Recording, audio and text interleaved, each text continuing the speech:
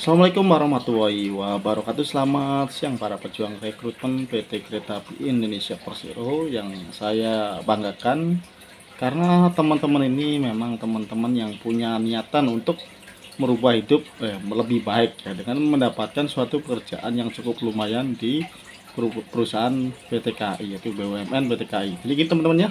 Kali ini saya akan membahas mengenai kejadian pada saat teman-teman mengikuti pendidikan terus sakit bagaimana ya gitu kan.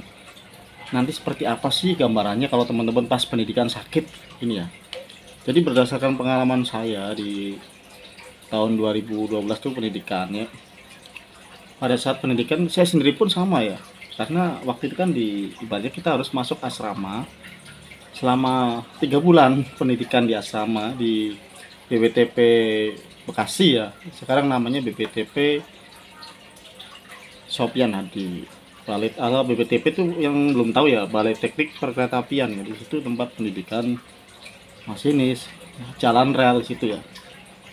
Jadi pada saat itu memang pasti ada aja yang sakit, sakit demam ataupun sakit flu gitu kan, karena kita memang selain belajar itu kita dididik sama militer ya, disiplin nih teman-teman. Subuh ya, itu subuh tuh yang nggak biasa bangun subuh itu disuruh bangun subuh, sholat subuh. Setelah sholat subuh tuh nanti teman-teman ini ya, ada yang namanya kegiatan olahraga. Sholat subuh selesai jam 5 sampai jam 6 olahraga. Wah, terus olahraga, lari-lari, mau lari hampir nyanyi gitu, lari-lari. Setelah itu ada namanya senam. Setelah lari itu senam ya, senam di situ olahraga pokoknya. Ada tentaranya di situ. Habis itu nanti jam setengah 7 itu makan. Setengah 7 itu makan. Kemudian setelah makan selesai itu siap-siap karena nanti sekitar jam setengah 8 itu ada namanya upacara pagi sebelum mengikuti kegiatan belajar di ruangan. Nah gitu kan gambarannya. Gitu aja, nanti sore selesai nih, misalkan jam 4 atau jam 5 sore, jam 4 biasanya. Tapi kalau ada ujian-ujian tambahan bisa sampai jam 5. Sama polanya, salat maghrib kumpul gitu kan. Nanti apel malam macam-macam ya.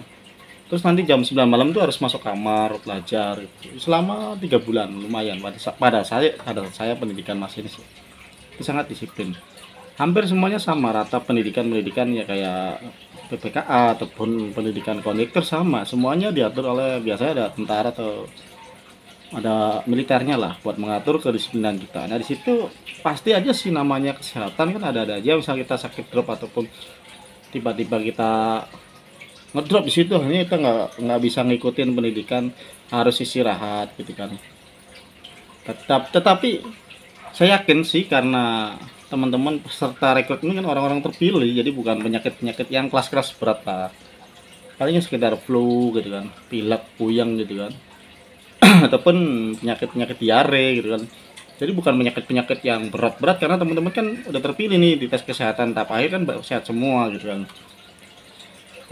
Di situ jangan khawatir ya teman-teman, jangan khawatir. Karena biasanya di balai diklat seperti itu tuh ada yang namanya tim kesehatan. Jadi ada unit kesehatan tersendiri. Apalagi sekarang ya, unit kesehatan di BPTP biasa sebelahnya ada kantor unit kesehatan kereta api. Jadi nggak jauh dari tim kesehatan situ. Ya, jadi kalau ada yang sakit pasti langsung dirawat situ ya. Itu ada apa namanya, ada ininya lah yang ngurusnya gitu, dari unit kesehatan. Jadi jangan, nggak usah khawatir apabila nanti teman-teman sakit gitu kan, pada saat pendidikan ada semua di situ ya. Klinik kereta api pun ada, klinik kereta api ya, unit kesehatan KAI. Jadi teman-teman nggak usah khawatir kalau bila sakit di pendidikan. Tentunya bukan sakit-sakit yang berat atau kecelakaan dan sebagainya ya.